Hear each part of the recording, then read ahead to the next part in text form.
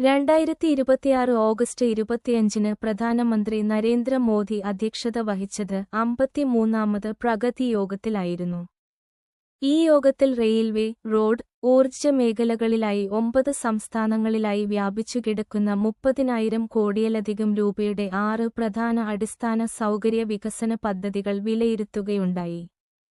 ഇന്ത്യയുടെ ദേശീയ സുരക്ഷാ ഉപദേഷ്ടാവ് അജിത് ഡോവലും ചൈനീസ് വിദേശകാര്യമന്ത്രി വാങ് യിയും തമ്മിൽ ബീജിംഗിൽ വെച്ച് നടന്നത് 25ാമത് സ്പെഷ്യൽ റെപ്രസെന്റേറ്റീവ്സ് (SR) അതിർത്തി ചർച്ചയായിരുന്നു.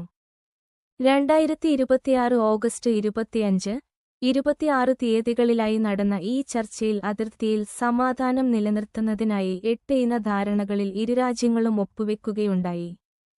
2026 ഓഗസ്റ്റ് 27 ഗേറ്റ് 2027 പരീക്ഷയ്ക്കുള്ള ഓൺലൈൻ രജിസ്ട്രേഷൻ GOAPS പോർട്ടൽ വഴി ആരംഭിച്ചത് IIT Madras, Indian institute of technology Madras ആണ്. ഗേറ്റ് 2027 പരീക്ഷയുടെ സംഘാടകർ ഓർഗനൈസിംഗ് ഇൻസ്റ്റിറ്റ്യൂട്ട് IIT മദ്രാസ് ആണ്.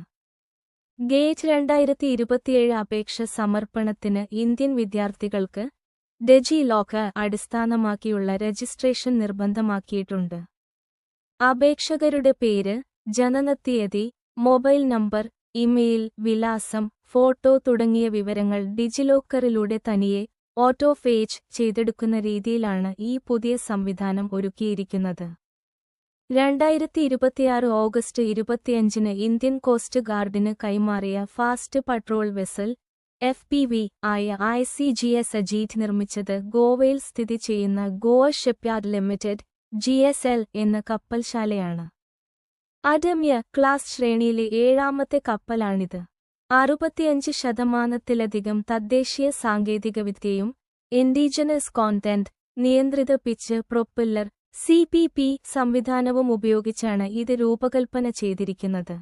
2026 ഓഗസ്റ്റ് 26 നേപ്പാളിലും ടിബറ്റ് അതിർത്തി മേഖലയിലും ഉണ്ടായ വിനാശകരമായ പെട്ടെന്നുള്ള പ്രളയവുമായി ഫ്ലാഷ് ഫ്ലഡ് ബന്ധപ്പെട്ട് പ്രധാന നദി ബോട്ടെ കോശി നദിയാണ്.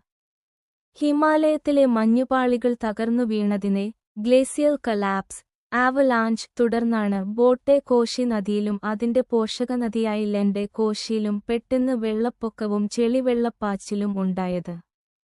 നദിയിലെ വെള്ളം കവിഞ്ഞൊഴുകി തൃശൂലി നദിയിലേക്കെത്തുകയും അതിർത്തിയിലെ മിതേരി പാലം, റോഡുകൾ, ജലവൈദ്യുത നിലയങ്ങൾ എന്നിവ തകരുകയും ചെയ്തു. Thank you for watching.